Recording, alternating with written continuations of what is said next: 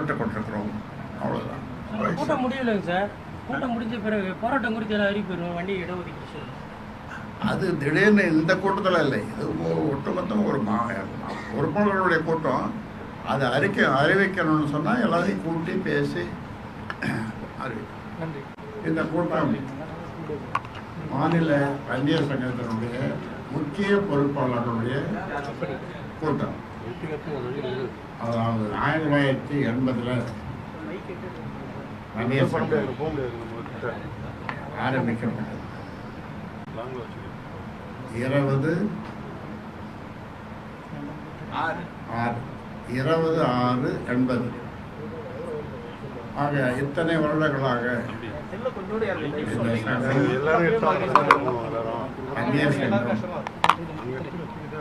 அந்நிய மக்களுக்காக தொடர்ந்து அவருடைய பிரச்சனைகளுக்காக பல்வேறு போராட்டங்கள் செய்திருக்கிறோம். அந்த மக்களுக்கு 20 விழுக்காடு இடஒதுக்கீடு வாங்கி கொடுத்திருக்கிறோம்.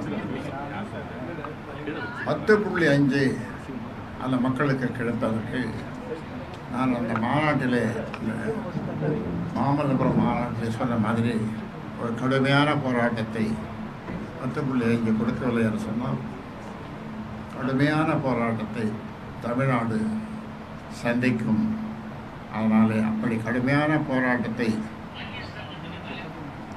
நடக்காமல் செய்ய வேண்டியது அரசனுடைய கடமை. 10.5 அறிவித்தல். அந்த வகையில் இப்பொழுது இந்த வன்னியர் சங்கம் தொடங்கிய போது முதல் மாநாடு கருங்கல்பாளையம், ஈரோடு கருங்கல்பாளையம், ஈரோடு கருங்கல்பாளையத்தில். 2வது மாநாடு மேட்டூர்.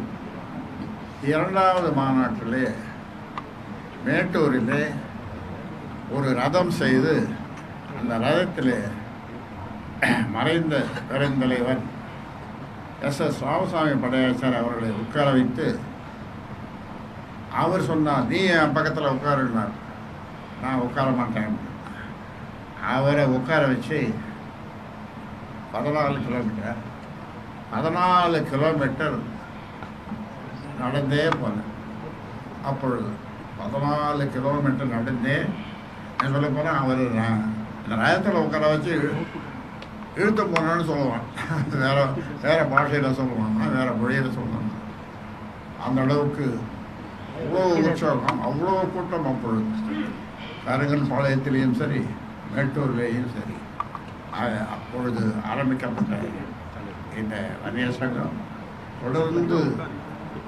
தொடர்ந்து எந்தவித பிசிறும் இல்லாமல், அதாவது சொல்லுவார்கள், சங்கம் என்று சொன்னால் கிராமத்தில் சொல்லுவார்கள் சங்கமமாவது. சங்கம் என்று சொன்னால் சங்கமமாவது, ஒன்று கூடுவது, ஒற்றுமையாக இருப்பது, உரிமைக்காக போராடுவது,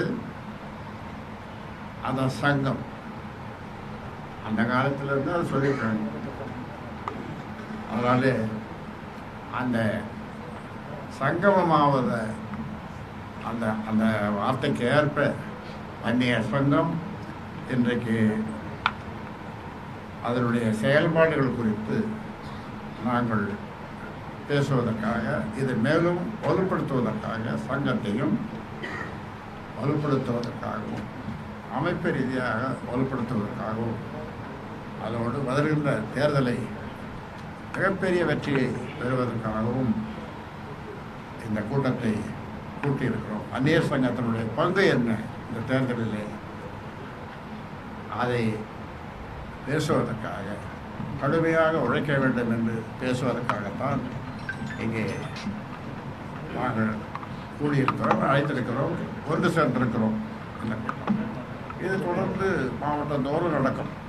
மாவட்டந்தோறும் இந்த கூட்டம் நடக்கும். அருள்மொழி வன்னியர் சங்கத்தினுடைய மாநில தலைவர் அருள்மொழி அவர்கள் தொடர்ந்து அதை ஒவ்வொரு நடத்துவார். அவர் என்ன சொல்றார், நீங்களும் வரணும். சரி வரணும்னு சொல்லிட்டார். நன்றி. அதனால் இதுதான் இந்த கூட்டத்தினுடைய நோக்கம். கட்சியினுடைய பொறுப்புகள் நீக்கம் இல்லை புதிய பொறுப்பாளர் நியமனம் இந்த மாதிரி வாய்ப்பு இருக்குங்களா? அது இப்போ ஒன்றும் அது நடக்கிறதில்ல, நடக்காது. அதாவது சில பேர் நீங்கள் உங்களிலேயே சில பேர், அதாவது ஊடகங்கள், எந்த ஊடகங்களும் நான் உங்களை சொல்லலை, இங்கே வந்திருக்கிற சொல்லலை, ஊடகங்கள் இந்த தீன்னு ஒன்று, தீனா நெருப்பு, அதில் வதந்தின்னு ஒரு வார்த்தையை போடுங்க. வதந்தி கடைசியில் தீ தர முடியுது. அதை அந்த வதந்தியை பரப்புறதுக்கு சில ஊடகங்கள் எதையாவது சொல்லி, ஆமாம், நாளைக்கு நம்ம அருள்மொழிக்கு 2 கும்பம் சொல்லுது. அது எப்படியா ஒரே ராத்திரியில் 2 கும்பம் முடிச்சு போயிடுது அருள்மொழி? அதான் வதந்தி, அதான் வதந்தி. அந்த மாதிரி இந்த வதந்தி எல்லாம் வேண்டாம். எப்பொழுதும் இருக்கிற மாதிரி கட்சியும் சரி, சங்கமும் சரி, நாங்கள் செயல்பட்டு கொண்டிருக்கிறோம்.